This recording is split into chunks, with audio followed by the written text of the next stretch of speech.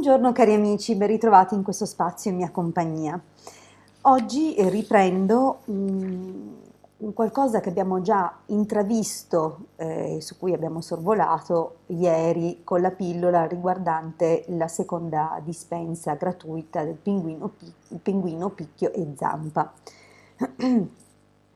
Ed era appunto questo quadrante per i numeri cosmici. Allora, dovete sapere che i numeri cosmici sono noti da sempre, da tempi immemorabili e non è dunque né una novità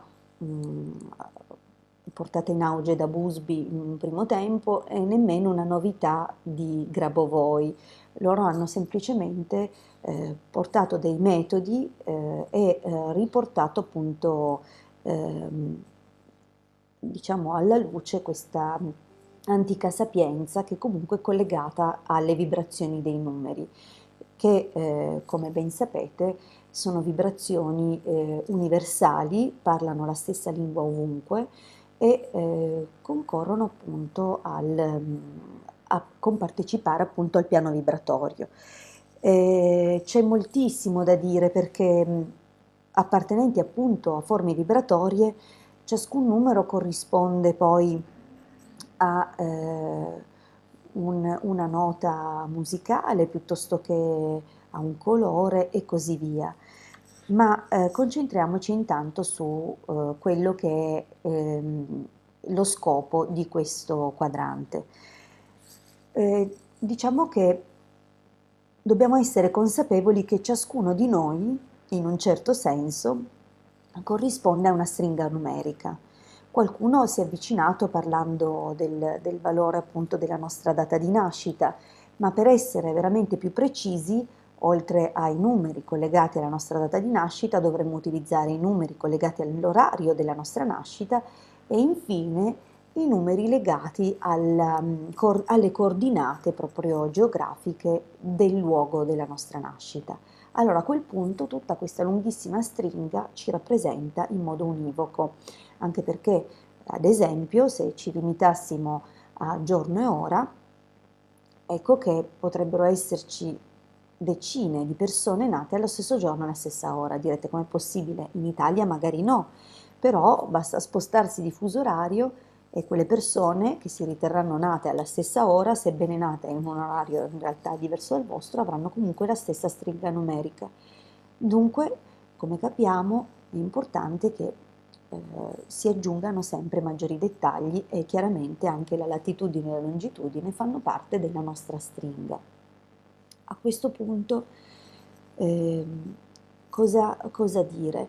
Perché ho detto questo? Perché dal momento che ciascuno di noi è unico, non solo come entità, la cui riprova è data da quello che ho appena detto, e cioè l'unicità di tutti questi valori numerici che ci appartengono, ma anche questa cosa contribuisce al fatto che ciascuno di noi, di fronte a una stessa tematica, in realtà dal punto di vista vibratorio ha bisogno di frequenze diverse per raggiungere però quella frequenza lì che è ottimale o che corrisponde a una data situazione. Cosa voglio dire dunque? Che sebbene esistano dei numeri preconfezionati da altri studiosi e da altri distributori di questa disciplina, va considerato appunto che ciascuno di noi ha una base di partenza diversa. Pertanto io vi invito a trovarvi da soli i vostri numeri utilizzando appunto questo quadrante. Adesso vi spiego ciò di cui avete bisogno è semplicemente il vostro pendolino e la stampa di questo quadrante. Vediamo un po' in dettaglio come utilizzarlo. Per cominciare è importantissimo avere chiaro per cosa stiamo estrapolando i numeri, cioè qual è l'argomento, la problematica o lo scopo per cui cerchiamo la nostra stringa. Possiamo aiutarci per esempio scrivendolo su un foglietto di carta. che sarà un foglietto proprio utilizzato soltanto a quello scopo.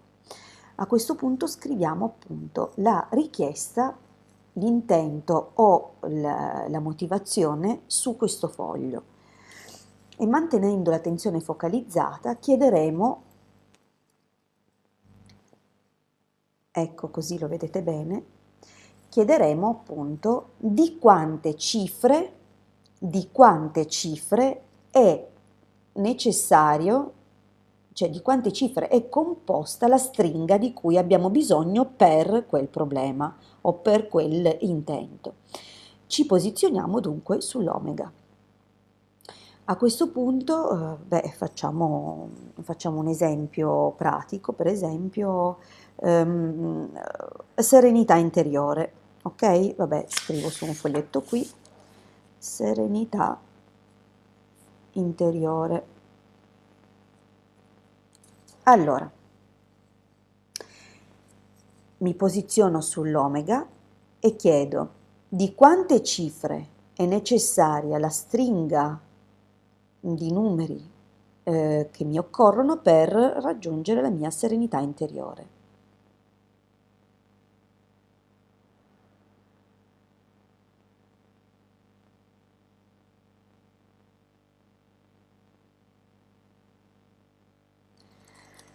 E io faccio un caso a parte, è meglio che cambio richiesta perché evidentemente non ho bisogno di numeri per la mia serenità interiore, non ha sbagliato tantissimo, ma comunque vediamo di fare, diciamo, finta che, insomma, per favore dammi io stesso quanti sono i numeri di cui ho bisogno.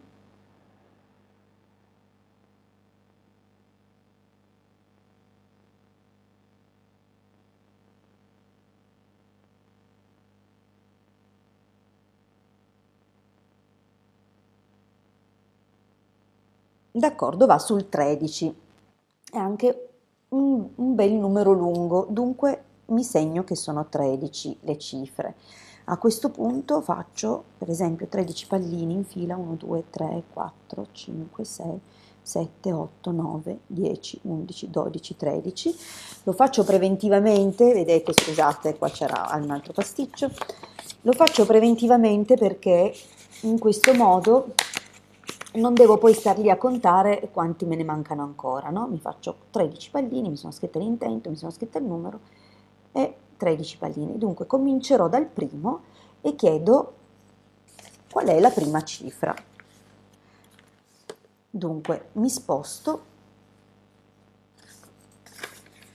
su A, vabbè, alfa, chiaramente, e chiedo qual è la prima cifra per la questione espressa in precedenza.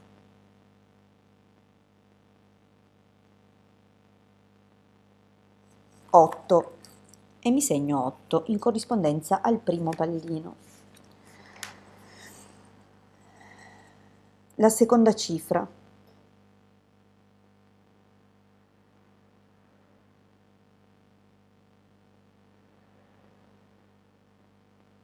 7.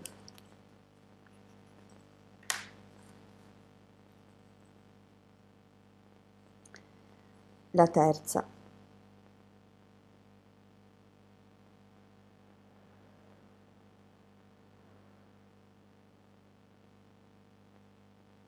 2.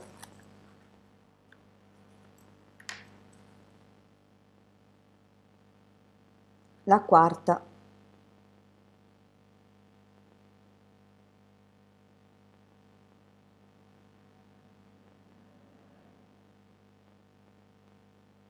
6. Beh, io non vi voglio tenere qua per 13 cifre, però penso che abbiate capito qual è il concetto. Dunque, beh, la quinta mi dà di nuovo 2, eccetera. Insomma, dovete estrapolarli fino a raggiungere il numero di cifre che vi ha indicato. A questo punto, cosa ve ne fate di questa bella stringa che avete ottenuto? Chiaramente troveremo il modo di applicarla e di utilizzarla. Intanto una delle possibilità è quella di creare un circuito o scaricarne uno già bello pronto, che è un circuito a 9 cerchi, e questo è un circuito valorizzatore emettitore, nel senso che poi tra l'altro è moltiplicato, perché quanto più è grande il numero di cerchi concentrici e tanto più la sua potenza è amplificata. Dunque, nel momento in cui all'interno di questo circuito a 9 cerchi, ma possiamo partire da una base di 3, tanti più cerchi, ripeto, sono presenti nel nostro circuito, e tanto più sarà amplificato la sua capacità di impregnare ed emanare. Scriveremo all'interno di questo circuito la nostra stringa. Una volta che abbiamo scritto la stringa, posizioniamo un testimone. Questo è normalmente il modo di procedere. Posizionato il testimone, per dare una bella spinta al nostro nuovo circuito, ci posizioniamo al di sopra del testimone e al di sopra appunto del circuito stesso, e diamo un avvio, una rotazione in senso orario, e il minimo sono 21 giri, ma possiamo aspettare appunto che si esaurisca il modo di rotazione e il pendolino cominci l'oscillazione semplice, cioè invece di ruotare cominci poi ad andare in modo oscillato o in verticale o orizzontale, insomma, nel momento in cui cambia, cioè non ruota più, siamo sicuri di aver completato il nostro lavoro. Questo è un primo metodo. Un altro metodo può essere semplicemente quello di inglobare questa stringa, dopo averla scritta su un pezzo di carta, su un foglio di carta.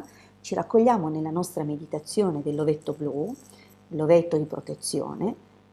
Il successivo passaggio è l'ovetto di protezione potenziato, perciò noi semplicemente potremmo immaginare la stringa. Se non è tanto lunga è facile poter memorizzare i numeri e immaginare appunto che dal nostro ombelico si diparta questo raggio di luce indaco, e che avvolga o agganci la stringa e la portiamo all'interno di noi. Una volta che ha contatto con l'ombelico, con una profonda ispirazione la assorbiamo, e appunto immagineremo che si espanda all'interno del nostro essere, raggiunga ogni cellula del nostro corpo e diventi parte di noi. Ovviamente prima di fare questa operazione, ma prima di fare qualsiasi operazione, potete, se non siete sicuri che questa stringa possa essere quella giusta, o magari siete un po' titubanti alle prime armi, potete semplicemente verificare con un circuito, con un quadrante sì no, se quella stringa è adatta a voi, e chiaramente attenderete la risposta. Altrimenti potete provare a riestrapolare dei numeri e magari scoprire che vi vengono fuori gli stessi. Questo è il secondo metodo. C'è un terzo metodo molto carino, che è quello del ciottolo. Noi infatti possiamo selezionare una serie di ciottoli presi magari in riva al mare o presso il letto di un fiume, comunque in posti dove il lavorio degli elementi sia costante, e dunque i ciottoli siano i più puri, diciamo, possibili. Comunque, ad ogni modo, per precauzione ne sceglieremo un po', quelli che ci daranno quella sensazione di essere lì apposta per noi, no? Abbiamo quella specie di richiamo, li raccogliamo, li posizioniamo all'interno del circuito smagnetizzatore, li lasciamo un minimo di 5 ore, ma anche tutta la notte, per essere sicuri di averli disimpregnati correttamente, e il giorno dopo procederemo alla carica di questi ciottoli, sempre imprimendo una rotazione in senso orario al nostro pendolino posto al di sopra dei ciottoli, e potenziando questa operazione, chiedendo nella nostra mente appunto che l'elemento terra si vitalizzi dentro di loro, cioè che lo spirito della terra operi dentro di loro. Questo perché noi abbiamo bisogno di concretizzare, ecco perché i ciottoli, e dunque di concretizzare i nostri intenti. A questo punto il nostro ciottolo è pronto per essere, diciamo, marchiato col nostro numero cosmico. E cosa faremo? Semplicemente lo potremo usare per i più svariati intenti.